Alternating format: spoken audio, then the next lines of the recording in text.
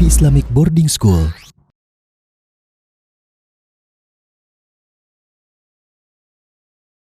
Assalamualaikum warahmatullahi wabarakatuh. Innal hamdalillah nahmaduhu wa nasta'inuhu wa nastaghfiruh wa na'udzu billahi min shururi anfusina wa min sayyiati a'malina.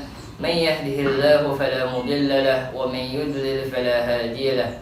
Wa ashhadu an la ilaha illallah wahdahu la syarika lahu wa ashhadu anna Muhammadan 'abduhu wa rasuluhu sallallahu wa sallam alaihi wa ala alihi wa sahbihi ajma'in, amma ba'd. Dalam video kali ini saya membagikan kepada Anda semua 2 tips bagaimana cara mendidik remaja. Saya pernah membaca sebuah buku. Di bagian awal buku tersebut tertulis bahwa yang mengetahui dunia anak adalah anak itu sendiri. Memang saya bukan ahli atau pakar psikologi remaja, tetapi sebagai bagian dari remaja itu sendiri, tak ada salahnya bila saya membagikan pandangan saya seputar bagaimana cara mendidik remaja yang tentu masih dalam koridor perspektif Islam. Tips yang pertama adalah mendidik dari kesadaran tak hanya kebiasaan. Terbiasa melakukan suatu kegiatan positif memang merupakan suatu hal yang baik, tak hanya bagi remaja, melainkan bagi seluruh kalangan usia. Akan tetapi, orang yang terbiasa melakukan suatu kegiatan belum tentu didasari oleh keinginan atau kemauannya sendiri.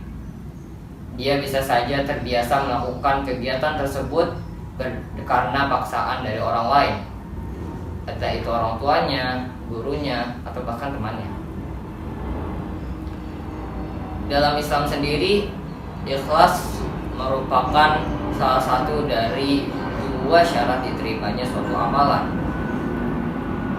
Terlebih sebagai orang tua misalnya, wajar kalau kita mau anak kita tetap melakukan suatu kegiatan atau rutinitas yang sudah kita biasakan terhadap mereka sejak lama.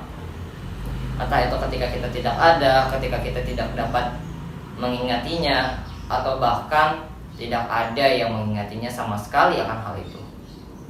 Dalam surat Al-Baqarah ayat 256 sendiri, Allah Ta'ala berfirman, La ikraha fid din, qad tabayyana ar-rusydu minal ghayy, yang artinya tidak ada paksaan dalam agama, sungguh telah nyata kebenaran dan kesesatan. Di dalam surat Ar-Ra'd ayat 11, Allah Ta'ala juga berfirman, Inna Allah la yughayyiru ma biqaumin hatta yughayyiru ma bi anfusihim, yang artinya sesungguhnya Allah tidak akan mengubah keadaan suatu kaum sampai sebelum mereka mengubah keadaan diri mereka sendiri.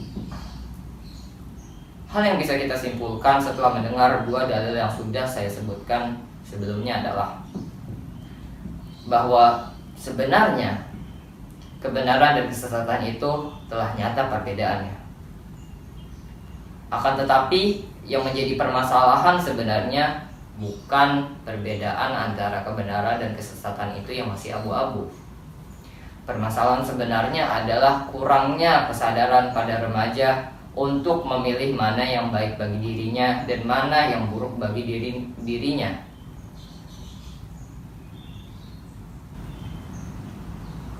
Sedangkan kesadaran dan keikhlasan sangat diperlukan pada setiap kegiatan positif yang dilakukan oleh remaja. Terlebih, Allah tidak akan mengubah keadaan suatu kaum sampai kaum tersebut yang mengubah keadaan diri mereka sendiri.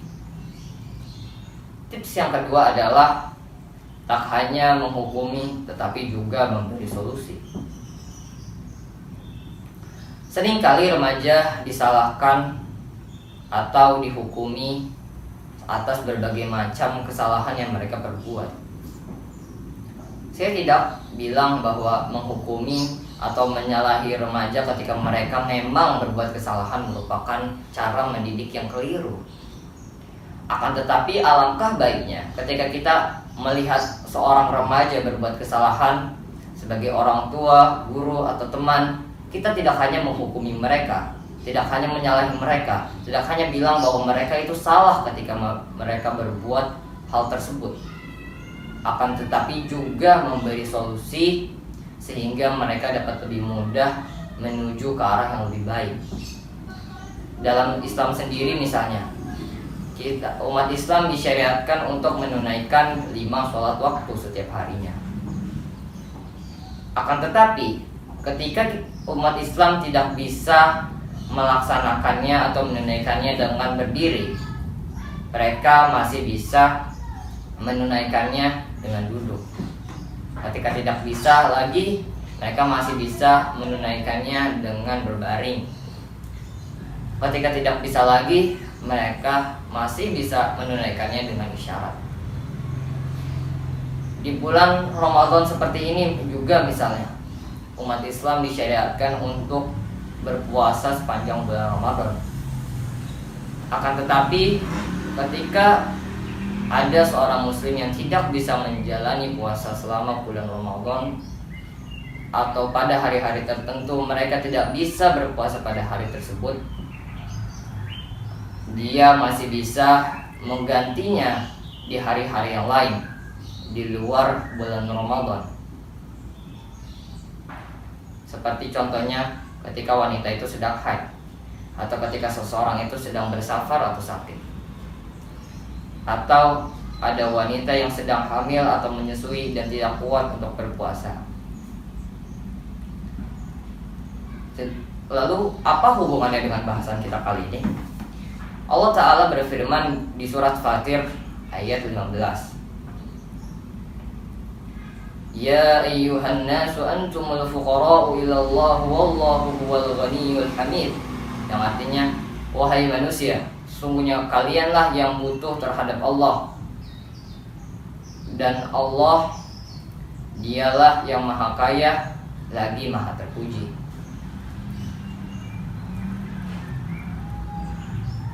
Itu artinya kitalah yang butuh terhadap Allah, bukan Allah yang membutuhkan kita. Kitalah yang butuh beribadah kepada Allah, bukan Allah yang membutuhkan ibadah kita.